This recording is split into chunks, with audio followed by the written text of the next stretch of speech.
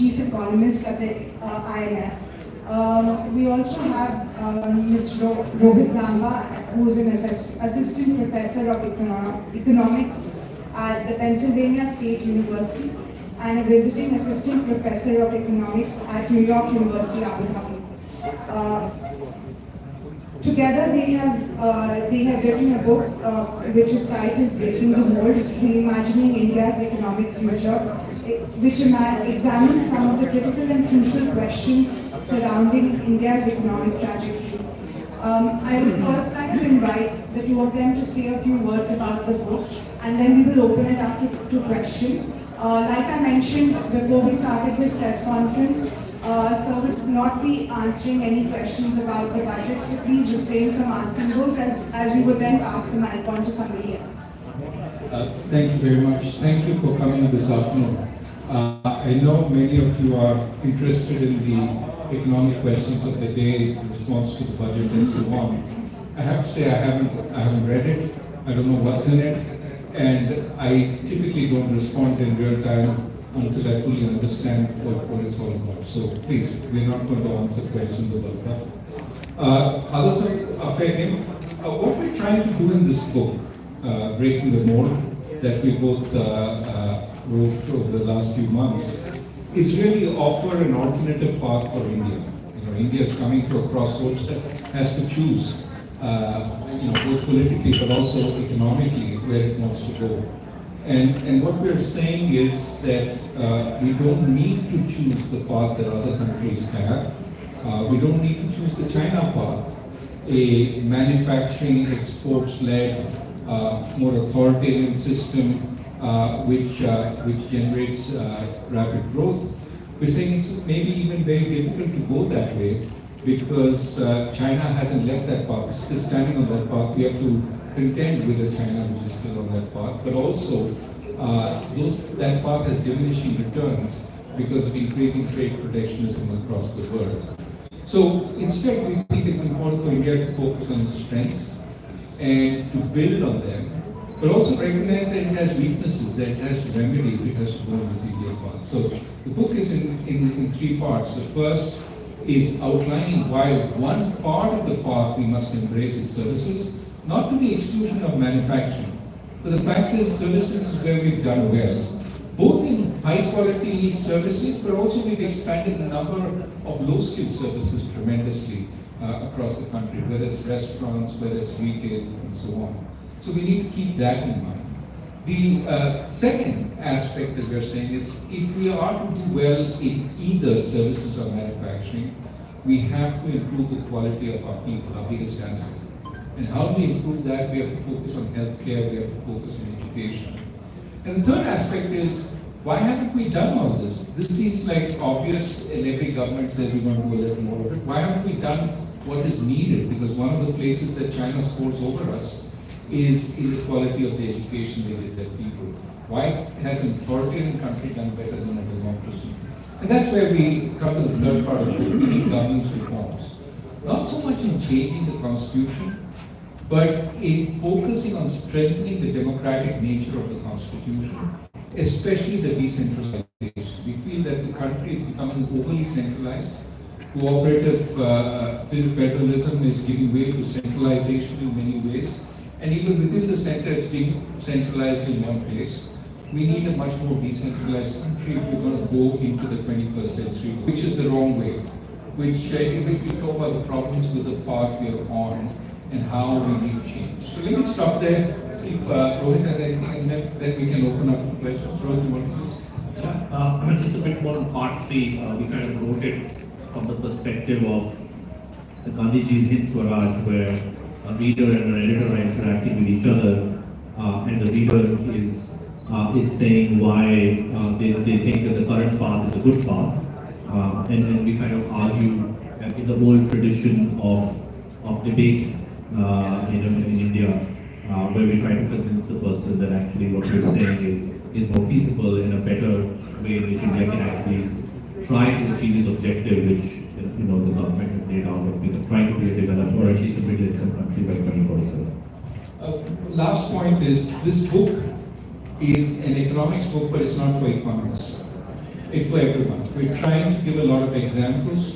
We're trying to make simple language, and the reactions we get often from people is, oh, it was such an easy read. So we hope it reaches a broader audience, and along the way they learn some economics, but they also will find it that they don't really need deep study to absorb the messaging. और अंग्रेजी के साथ साथ ये इसका translation हो चुका है, ये किताब हिंदी में उपलब्ध है, तमिल में भी आ चुकी है और बाकी लैंग्वेजेस में भी आ रही है। तो अगर आप किसी और भाषा में पढ़ते हैं तो ये किताब मार्केट में है या आने वाली है।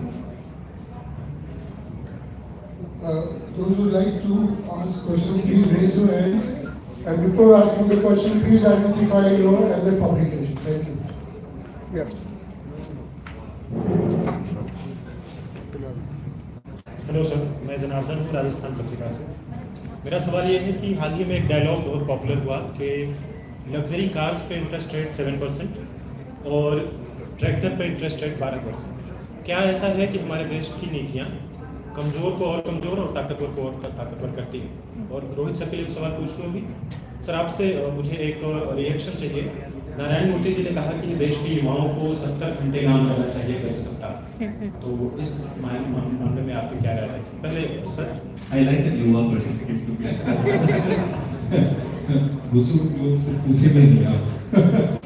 नहीं, आप ये पूछ रहे हैं कि हमारे देश में K-shaped रिकवरी चल रही है कि नहीं, और इसमें नीतियों का क्या इन्फ्लुएंस है। जवाब ये है कि हाँ, चल रही है। अगर आप देखेंगे कि बेरोजगारी हर जगह फैली हुई है, और ये भी अगर आप देखेंगे कि कौन से सेक्टर्स में ज़्यादा जॉब्स पैदा हो रहे हैं, आप हैरान होंगे कि एग्रीकल्चर में आजकल ज़्यादा जॉब्स हैं। तो डेवलप्ड कंट्री में लोग एग्रीकल्चर को छोड़ के, खेती को छोड़ के सर्विस में जाते हैं और मैन्युफैक्चरिंग में जाते हैं, लेकिन पिछले 2-3 साल से वो एग्रीकल्चर में जा रहे हैं, क्योंकि सर्विसेज और मैन्युफैक्चरिंग में रोजगारी नहीं है। तो ये बेरोजगारी वीकर सेक्शंस को और भी कमजोर कर रहे हैं। और आप जगह देखेंगे जो 50 मिलियन लोग हैं जो ऊंचे वर्ग के हैं, उनके लिए सब कुछ मिल रहा है आजकल।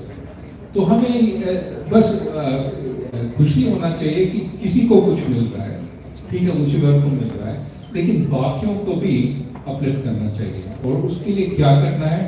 सबसे महत्वपूर्ण चीज़ ये है कि नौकरी, हमें और नौकरियां क्रिएट करने हैं। कैसे करें वो हम किताब में लिखते हैं, तो किताब पढ़िए और उसमें जवाब दें।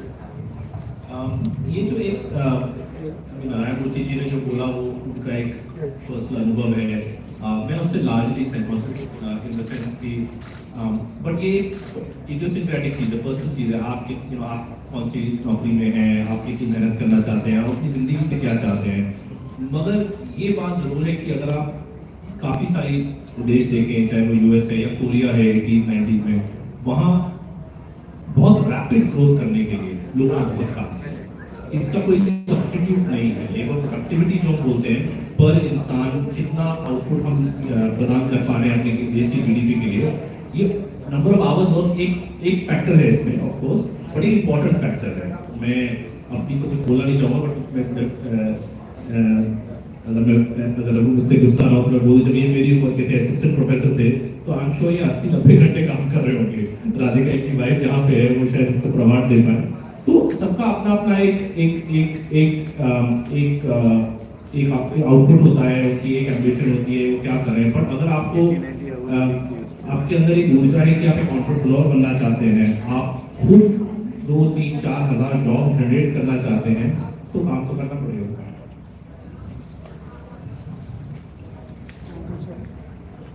Sir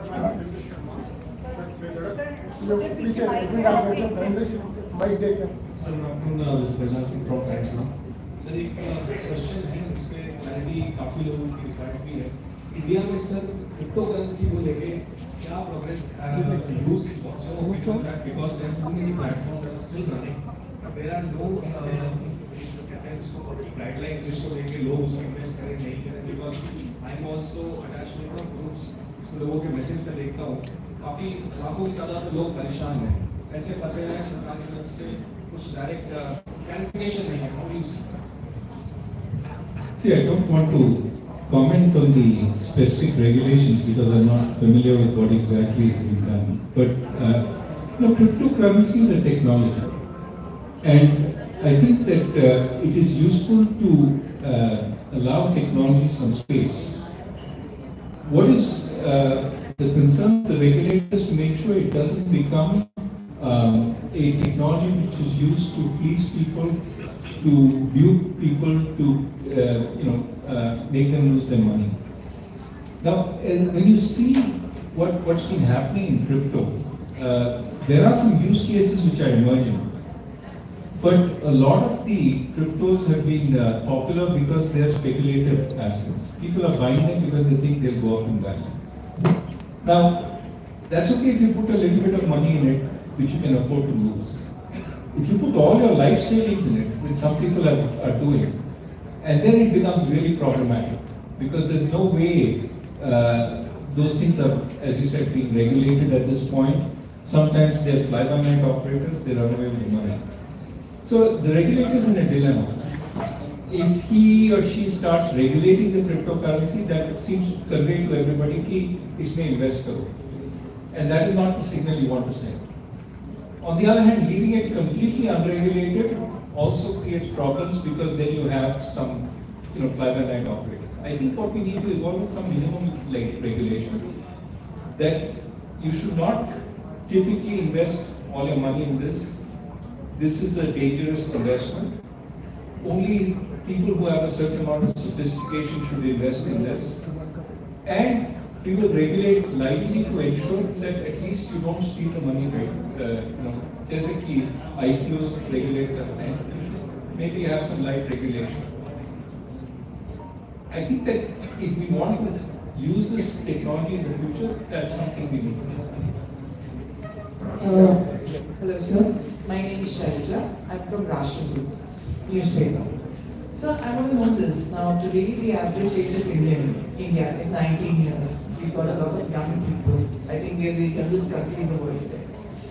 And from what I see, the jobs which are being generated, they aren't enough.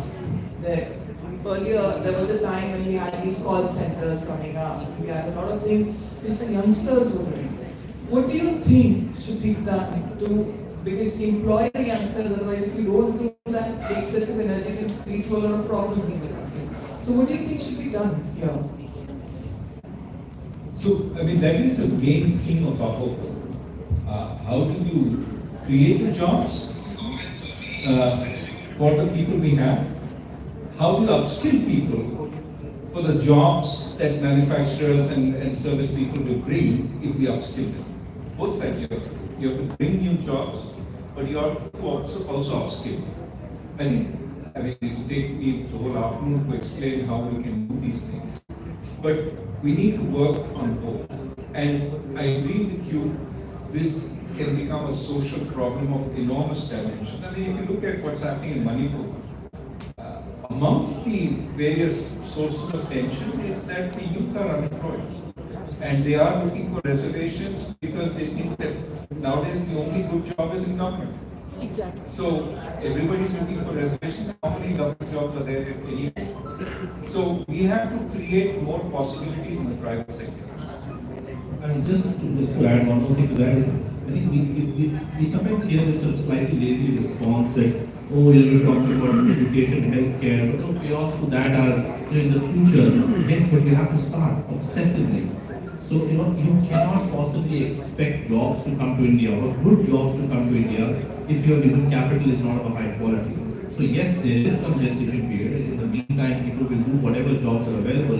But we need to start today in kind of almost an obsessive fashion to improve what is the second part of the book, improve the human capital all the way from early childhood to middle school to higher education. You cannot have a situation where 35% of your population is malnutrition and 50% of college graduates, according to the India Skills Survey report, are unemployable. So you cannot, the English expression, you cannot kick the can too much into the future. You have to obsessively start. Sir नमस्कार, मेरा नाम आशीष है, मैं अमर उजाला से हूँ। Sir मेरा सवाल ये है कि चर्चा चल रही है कि देश जो है वो विश्व की 30वें नंबर की इकोनॉमी की तरफ बढ़ रहा है। वहीं दूसरी तरफ हम देखते हैं तो हमारे सामने ये आता है कि 80 करोड़ से ज्यादा देशवासी आज भी सरकार उनको खाने के पैकेट दे रही है। तो सर क्या हम सही दिशा की तरफ बढ़ रहे हैं, और अगर नहीं तो इस स्थिति से बचा कैसे जा सकता है? तो पहले जो सवाल आया था कि क्या हमारा रिकवरी के शेप है, इस सवाल भी वैसा ही है कि क्या दो भारत हैं।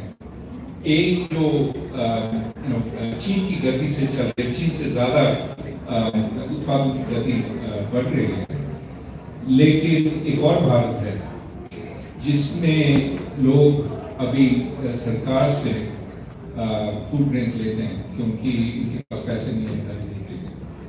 और मेरे ख्याल में हाँ, दो भारत हैं और हमें ये कोशिश करना है कि दूसरे भारत को उठाना है।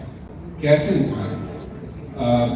They have to live themselves, but government has to help them.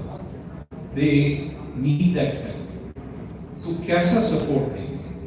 मेरे ख्याल में the best form of development is not a freebie, but it's a good job that they can do. How can we get many more jobs to those 80 crore people? हर घर में एक अच्छी नौकरी, वो कैसे कर सकते हैं? That is what we need to be thinking. That is what our political parties need to be thinking. कि बड़े-बड़े इमारत खड़े करने में there's no point. If that creates jobs, that's good. But that itself is not useful for the masses. They need a way of getting jobs for themselves. इसलिए हम कहते हैं कि स्किल, एजुकेशन, हेल्थ केयर, इन सब पे देना है so that they are workers who the world will come to look for and employ.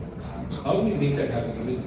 ये जो प्लान चल रही थी उसमें नौशाद फोर्ब्स ने कहा कि so many 10th and 12th class students can't do division at the 3rd class level. If they don't have the skills, how are they going to be employed? But we can't say ये तो 10 साल लगेंगे. You have to go ahead more. Those some remedial education, how do we bring 70% of the population in schools to the class level? It has to be involved more. And this has to be the focus of the government. ये नहीं करेंगे तो कुछ नहीं कर सकते। एक आप सवाल करें इसमें एक रोल हमारा भी है अध्यापकों के हैसियत से और प्रोफेसर्स के हैसियत से कि हम सच बोलने का प्रयत्न करें, कि हम ऐसा पब्लिक को बताने की कोशिश करें कि ये दोनों सच्चाई सच है, ये हैं। और इसमें आप लोगों का बहुत बड़ा रोल है, मीडिया का बहुत बड़ा रोल है कि जब आप एक विकसित भारत का नैरेटिव दे रहे हैं उसके साथ साथ आप एक जो सच है एक नैरेटिव भी दें जो लोगों तक पहुंचना चाहिए। अगर मैं 25 साल का नौजवान हूँ जो बार-बार सरकारी एग्जाम लिख रहा है, बार-बार फेल हो रहा है, मैं ये सोचना शुरू कर दूं कि मेरे में कुछ खराबी है, क्योंकि न्यूज़ में तो सब ये आ रहा है कि मैं विकसित भारत में हूँ। तो ये जो रियलिटी है ये मुझ तक पहुंचनी चाहिए कि मुझे आप सक्षम बनाएं कि मैं सवाल पूछ सकूं। ये नहीं हो रहा है हमारे साथ। तो इसमें किताब में लिख रहे हैं कि ये बहुत बड़ा रोल है हमारा और आप सब लोगों का। सक्षम की बात तो सर ने कहा कि पॉलिटिकल पार्टीज को इनिशिएटिव लेना चाहिए। सर पॉलिटिकल पार्टीज इनिशिएटिव उस स्थिति में ले पाएंगी जब देश के अंदर चुनाव खत्म हो, या हर साल चुनाव, आप एक चुनाव से निकलते हैं दूसरे में आ जाते हैं, तो आप उस पर इम्फेसिस करने की जगह दूसरी जगह करने लग जाते हैं। नहीं, ये तो गलत बात है कि शॉर्ट टर्मिज्म के कारण लोग पॉलिटिकल पार्टीज एजुकेशन और हेल्थ केयर पे फोकस नहीं करते। मेरे ख्याल में प्रॉब्लम ये है कि आजकल वो जो डायरेक्ट बेनिफिट ट्रांसफर्स, फ्रीबीज वगैरह, उसमें वो सोचते हैं कि ज़्यादा बेनिफिट आता है पॉलिटिकल पार्टी को। वो माइंडसेट चेंज करना है और किताब में हम लिखते हैं कि वो माइंडसेट कैसे चेंज होगी, डिसेंट्रलाइजेशन से चेंज होगी। क्योंकि आप देखेंगे कौन से स्टेट्स में फोकस है एजुकेशन केरला, तमिलनाडु, इन सब स्टेट्स में थोड़ा डिसेंट्रलाइजेशन हुआ है। दिल्ली में काफी फोकस है स्कूलों को मजबूत करना, ये मोहल्ला क्लिनिक्स जो आप पार्टी चला रहे हैं। तो मेरे ख्याल में जब लोग देख सकते हैं कि पॉलिटिशियन हमारे लिए क्या कर रहे हैं और वो आंखों से देख सकते हैं कि आपने स्कूल को साफ किया, टीचर्स आते हैं स्कूल में, तब उनको रिवॉर्ड मिलता है। तो इसलिए हम कहते हैं किताब में कि हमें ज़्यादा डिसेंट्रलाइज करना है, सेंटर से स्टेट्स को, स्टेट्स से म्यूनिसिपैलिटी और पंचायत को। उससे मेरे ख्याल में एक नया मूवमेंट पैदा होगा। सर नमस्कार, मैं शरद कमालिया हूँ दैनिक जागरण से। Sir rising per capita debt ये कितना चिंताजनक विषय है आपके अनुसार और इसे कैसे कम किया जा सकता है? राइजिंग पर कैपिटल डेट, डेट तो बढ़ रही है, नेशनल डेट, लेकिन मेरे ख्याल में ये स्टेबलाइज करने के लिए हमें थोड़ा डेफिसिट कम करना है, इतना गंभीर प्रॉब्लम नहीं है। दूसरा सवाल यह है कि 80% ऑफ जीडीपी पे अगर हमने स्टेबलाइज किया वो ठीक है कि नहीं, या वो ज्यादा है? अभी के लिए ठीक है, लेकिन भविष्य के लिए कम करना चाहिए। Sir, I'm Anuja from Coffee and Conversations. Your book emphasized on creating jobs in high-value manufacturing instead of low-value manufacturing. So many Western countries like US are now having a huge backlash against sustainability and ESG. Do you think India should grab the opportunity? Should the Indian government privatize and subsidize actually fossil-free technologies or controlling, emissions and hard-to-abate industries? What's your take on that?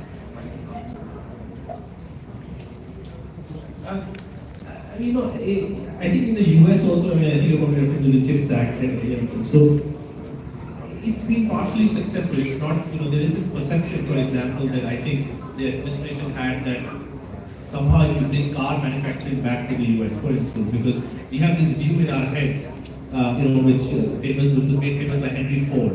That cars are manufactured on an assembly line, there are people all over, there's so many jobs on the factory floor. And I think people who I think are slightly older politicians, they have this view that if you bring car manufacturing back, it's going to bring thousands and hundreds of thousands of jobs back. Well, car manufacturing is coming back to the US in some measure due to subsidies, reshoring, globalization, back, but almost all of it is automated. So either it's automated or a large component of car manufacturing itself is services. So Raghu was saying in the session that we had that Tesla has 40 to 50 million lives written into it. So the modern car is going to look more like a mobile phone than how Henry Ford envisioned a car. So I think it's a little bit of a misplaced idea that just because some other country is doing it, we should also do it. Because my hunch is, and economists are famously bad at prediction. He has made very good predictions in his life, but that I think you will look back 10, 15 years later and say, this was an era of competitive populism in industrial policy globally, and if we divert from it, we will look back very proud of our policy making. But to your point about ESG and green technology is worth investing in because it's relatively new, and if we take a leading position there, we can export some of those technologies to the world, etc. So, but more important is we need that technology because we are going to be South Asia is going to be one of the most affected areas in the world by climate change. We have to take a lead across the world in saying we understand that it's unfair for us to take the lead because you created the problem, but we're still going to take the lead because we need to fix this problem. So rather than being reactive to the rest of the world, let's be proactive and lead the charge on climate action. But it will be to our benefit also if we can take the lead in some of those new technologies. But of course, that's where a lot of research, development, etc. comes in, to the extent we incentivize those, make those easier with the right kinds of research institutions and so on, we should do that. You know, when you said private, I think private sector should be involved. When Raghu is saying this forms an important, I think chapter 12 of the book, that what you need to actually incentivize, for example, in climate technology, is research at the university level and the private sector level that is then commercialized into products. This is going to be our comparative advantage vis-a-vis many other countries. And we need to be at the cutting edge, otherwise we're already importing so much stuff on new technology from other countries. If we want to be the leader, we have to incentivize innovation.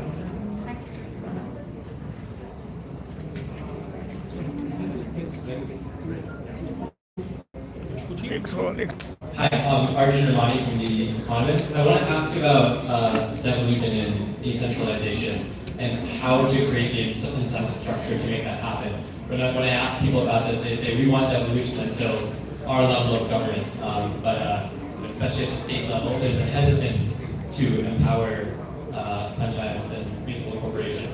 And in fact, technocrats within the government, I think, would even agree with you on a lot of this. So what would you do concretely to make that happen? Well, we have a finance commission every 5 years, which has continuously pushed for devolution. I would, we have a 16 finance commission. I would put some of its terms as how to increase devolution one level further. And of course, you want to give some carrots, and you want to give some sticks there. You cannot impose it on the states. But it's for an entity like the Finance Commission to think of how to do this. It has been very successful in devolving funds from the center to the states, because the center has pushed back a little bit. But going forward, the focus should be on how do we devolve funds from the states to the municipalities. One way I think that may become more important is that some states are getting strapped for cash, and they need central support in order to go further. In that, perhaps an agreement can be worked out, whereby support is given, provided they activate the third layer.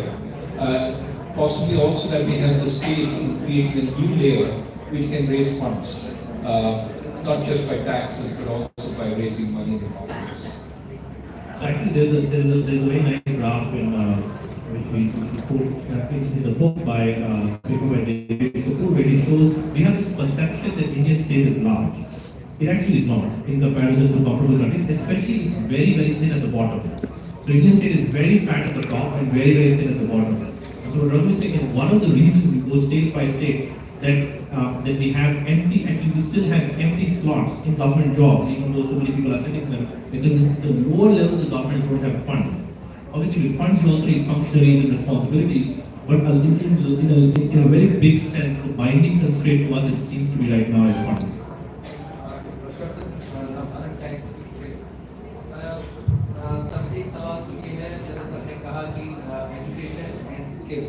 Document की बहुत बड़ी जरूरत है, लेकिन सबसे बड़ा सवाल ये है कि आज के दौर में जब हम देख रहे हैं कि छोटे बच्चों की एजुकेशन की जो है वो 2 लाख के ऊपर पहुंच गई है बहुत, और एजुकेशन सबसे बड़ा बिजनेस बन गया आज के दौर में। चाहे हम किसी भी तरह के उसकी बात करें, हम कोचिंग इंस्टीट्यूट की बात करें या फिर हम स्कूल एजुकेशन की बात करें, तो वहाँ जब हम देखते हैं कि एजुकेशन पाना इतना मुश्किल है, और जो लोअर है जिस भारत की आप बात कर रहे हैं, वो जब इस तरह की एजुकेशन ले ही नहीं सकता, जिस चीज़ की आप बात कर रहे हैं या टेक्नोलॉजी की बात कर रहे हैं, तो वो किस तरह से वहाँ कैसे हम इस जो गैप को है वो कैसे फिल करेंगे सर?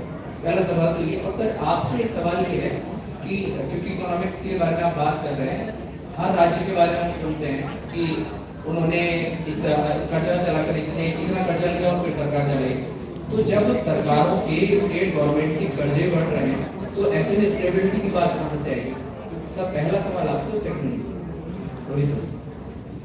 अच्छा, अगर मैं क्वेश्चन ठीक से समझा, पूछ रहे हैं कि क्या ये अच्छा है कि ये जो कोचिंग इंस्टीट्यूशन वगैरह बाहर जो ट्यूशन दे रहे हैं, नहीं तो गवर्नमेंट स्कूल भी है ना जो मुफ्त के हैं। हाँ, तो पहला चीज़ ये है कि उनको मजबूत बनाना, और कैसे करेंगे? अब आप देखेंगे दिल्ली सरकार ने किया है ये जो गवर्नमेंट स्कूल को उसमें अच्छे इंसेंटिव ला के पैसे डाल के पेंट करके या साफ करके असल वहाँ पे तो इसलिए हमें वहाँ से थोड़ा लेसन लेना चाहिए कि उन्होंने क्या किया गवर्नमेंट स्कूल्स को मजबूत बनाने में इन्होंने क्या किया। अच्छा, दूसरा सवाल ये उठता है कि ठीक है आपने गवर्नमेंट स्कूल्स को मजबूत बनाया, लेकिन उसके बाद भी अगर ट्यूशन चाहिए तो ये जो गरीब लोग हैं वो ट्यूशन नहीं ले सकते हैं। कोई 5 लाख दे रहा है, कोई 7 लाख दे रहा है, और फिर एक्चुअली में जो बेस बनता है वो यही बनता है कि अगर 7 लाख में हम पढ़ेंगे तो हम जो है मोर स्किल्ड होंगे। नहीं तो रेगुलेशन नहीं है, जिसकी जो मर्जी हो रही है उतना एक तो रेगुलेशन करनी चाहिए, लेनी चाहिए, ताकि लोग जानते हैं कि अगर मैं इस इंस्टीट्यूट में गया तो मेरे नौकरी के चांसेस क्या हैं, बढ़ते हैं या कम हो जाते हैं। कई इंस्टीट्यूट ऐसे हैं आप वहाँ पे जाओ, आप कुछ नहीं सीखते हैं और उसके बाद नौकरी तो मिलती नहीं है, लेकिन 7 लाख 8 लाख लेते हैं।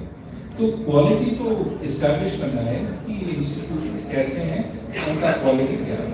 अब दूसरा चीज़ ये है कि अगर आप पब्लिक स्कूल्स गवर्नमेंट स्कूल को उनका क्वालिटी बनाएंगे तो वो जो प्राइवेट ट्यूशन की ज़रूरत कम हो जाएगी और जो गरीब लोग हैं वो अपने बच्चे गवर्नमेंट स्कूल में डाल सकते हैं और they won't have a need for tuition, right? So the main thing is you have to improve the quality of the government schools. How do you improve that? That is what we talk about in the book. It will take too long to explain what we write, but it is possible. और वहाँ technology ले आ सकते हैं, because government can pay for technology. If you talk to people in Pratham, वो कहते हैं कि आप बच्चों को टैबलेट दे दो, गरीब बच्चे, within 2 weeks they know how to do everything, and they're better than the teachers. So we need to bring technology on board. आजकल AI चल रही है, AI chatbots as tutors for children. We need to think about all that. That government can do, but you need the schools to become better. You need the teachers to be incentivized, to be motivated. ये सब करना है.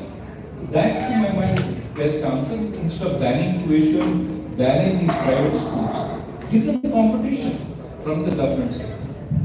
Regulation जो होता है इस बात पे टू-साइडेड होता है कि अगर आप बोलेंगे कि इस पे रेगुलेशन डाल दिया, अगर आप उसका तुलना करें हायर एजुकेशन फॉर एग्जांपल तो एग्जैक्ट ऑपोजिट आप पाएंगे कि उसमें बहुत ज़्यादा रेगुलेशन यूजीसी एक्ट अभी पेंडिंग है पार्लियामेंट में।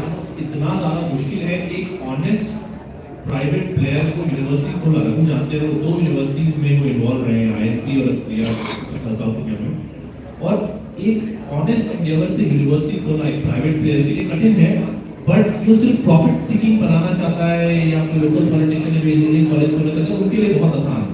तो ये जो नॉर्म्स है कि कौन किस मोटिव से कॉलेज को ओवर रेगुलेटेड है, तभी जो राइट इंटेंशन से लोग हायर एजुकेशन नहीं कर पा रहे हैं। तो रेगुलेशन का बैलेंस होना बहुत एसेंशियल है। और जनरली एज प्रिंसिपल किताब में बोलते हैं कि लोगों को चॉइस दो, चाहे वो प्राइवेट है सरकारी है, उनको चॉइस दो और इन्फॉर्मेशन दो। क्या इस 5 लाख को लेके आपको क्या स्कीम मिल रहा है, उसका एक खर्चा कितना होना चाहिए, उसके हिसाब से लोग डिसीजन लेंगे। आप देखेंगे जहाँ समटाइम्स गवर्नमेंट स्कूल है वहाँ लोग भी अपने बच्चों को प्राइवेट स्कूल में भेज रहे हैं। क्यों भेज रहे हैं? उनको तो पैसे देने पड़ते हैं, कोई रीजन है वो क्यों भेज रहे हैं। तो ये सवाल पूछने चाहिए। आपका दूसरा सवाल जो अपने ब्लॉग से रिलेटेड है, ये डेफिनेटली एक प्रॉब्लम है कि स्टेट गवर्नमेंट का कर्ज बढ़ रहा है और ये लोगों को पता है। अगर आप इलेक्शन कवरेज देखेंगे अभी भी मध्य प्रदेश की, छत्तीसगढ़ की, राजस्थान की, आप लोगों से जाके जो लोग मिल गए हैं, जिनको इंटरव्यू किया है, वो ये सवाल पूछ रहे हैं कि ठीक है आप ये हमें दे देंगे, इतना ट्रांसफर कर देंगे, ये स्कीम वो स्कीम, बट ये पैसा कहाँ से आ रहा है।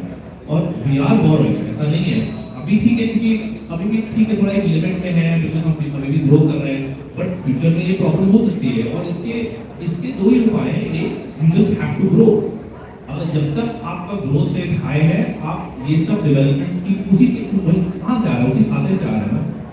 दूसरी बात ये और थोड़ा गंभीर मसला, इसमें थोड़ा सा दोनों इसके ऊपर डिटेल में डिस्कशन करनी पड़ेगी कि जो जीएसटी काउंसिल है और जो जीएसटी का जितना पैसा कलेक्ट हो रहा है वो सरकारों तक नहीं पहुंच पा रहा है सही टाइम पे और सही मात्रा में।